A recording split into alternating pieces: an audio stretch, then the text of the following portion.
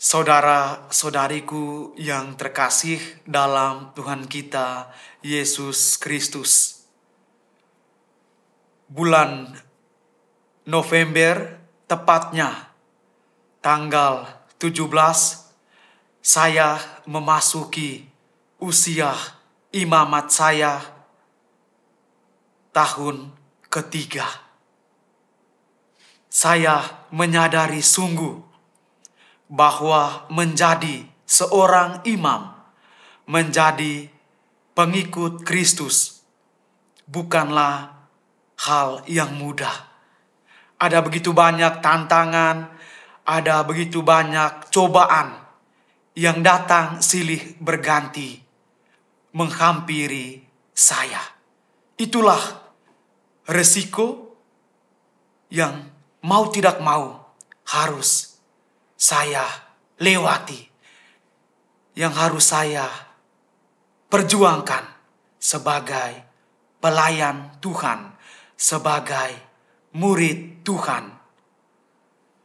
Saudara-saudariku yang terkasih, menjadi orang-orang Kristen, menjadi murid Tuhan, menjadi pengikut Kristus, berarti kita harus hidup mengikuti teladan Kristus.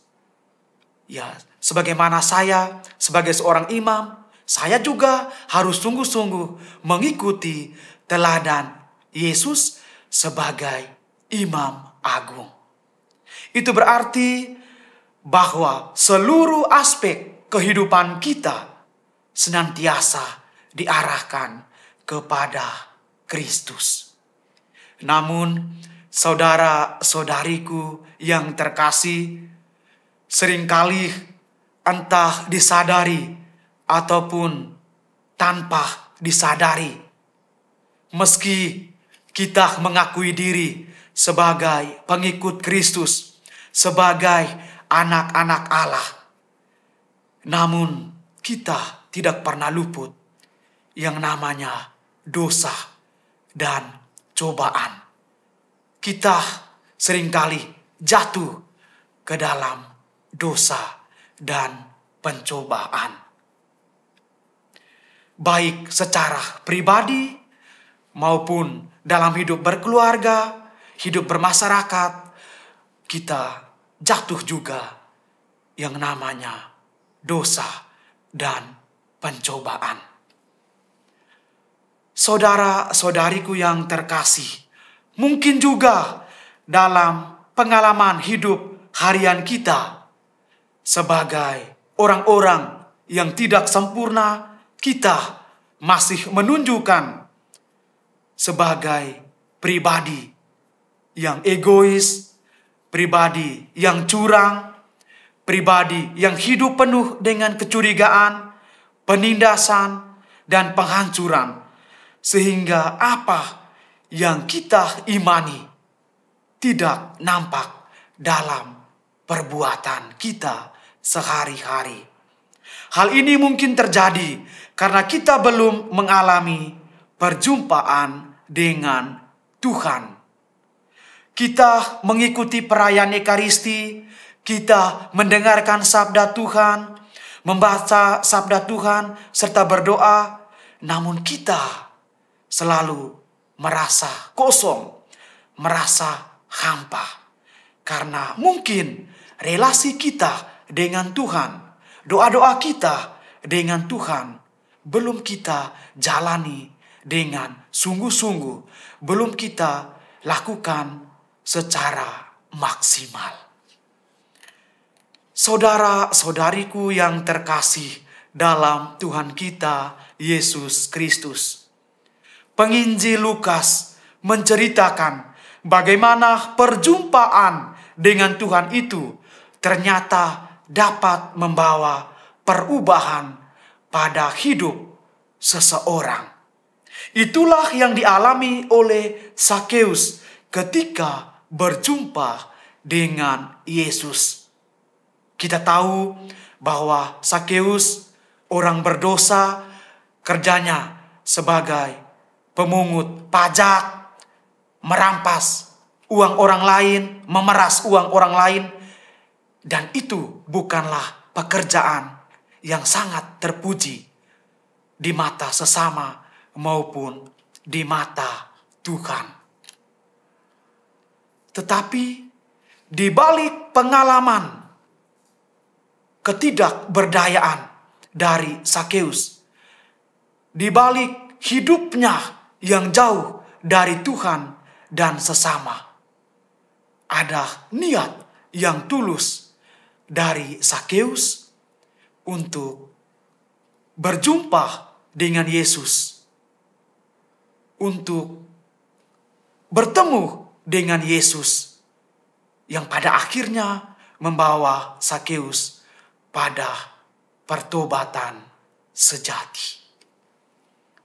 Saudara-saudariku yang terkasih dalam Tuhan kita Yesus Kristus, Sakeus tidak menjadikan keterbatasan fisiknya sebagai penghalang untuk berjumpa dengan Yesus. Justru dengan keterbatasan fisiknya, ia berlari mendahului orang banyak, lalu memanjat pohon ara untuk melihat siapakah Yesus itu. Hal ini menunjukkan suatu usaha yang sungguh-sungguh untuk berjumpa dengan Tuhan Yesus. Ketika Yesus memanggilnya, ia pun langsung meresponnya. Setelah mengalami perjumpaan dengan Yesus, hal ini membawanya pada suatu pengakuan akan dosa dan perubahan hidup. Saudara-saudariku yang terkasih dalam Tuhan kita Yesus Kristus, pengalaman iman yang dialami oleh Sakeus hendaknya menjadi pengalaman iman kita, bahwa kita semua dipanggil menuju pada kekudusan. Ya, termasuk saya, sebagaimana sudah saya katakan di awal renungan saya tadi, bahwa sebagai seorang imam, saya juga dipanggil menuju kekudusan.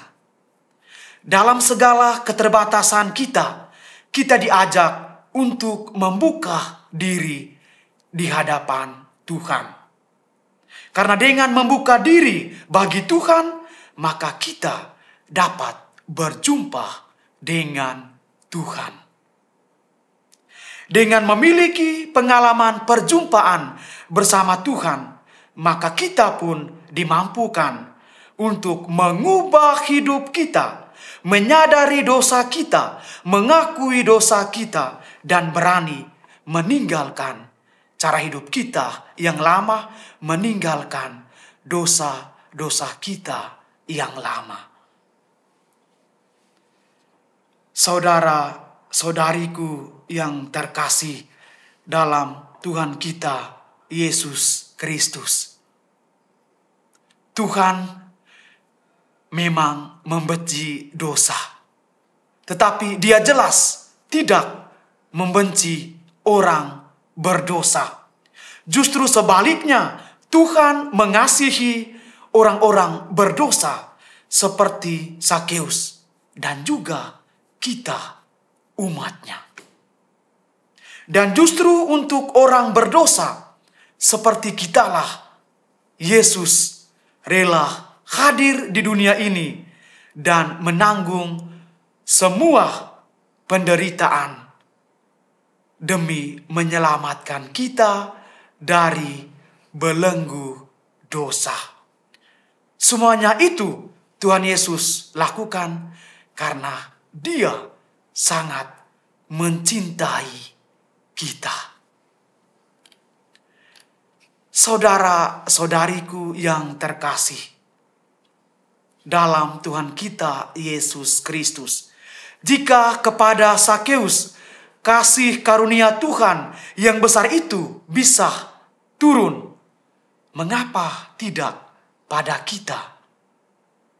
Selama kita mau mengakui kesalahan dan bertobat, maka saat itu juga pengampunan akan diberikan oleh Tuhan kepada kita. Semoga kita pun selalu berusaha untuk menjumpai Yesus dalam hidup dengan mengedepankan sikap rendah hati dan kepedulian kita kepada Tuhan. Mari kita membuka diri di hadapan Tuhan, membiarkan Tuhan masuk dan tinggal dalam diri kita.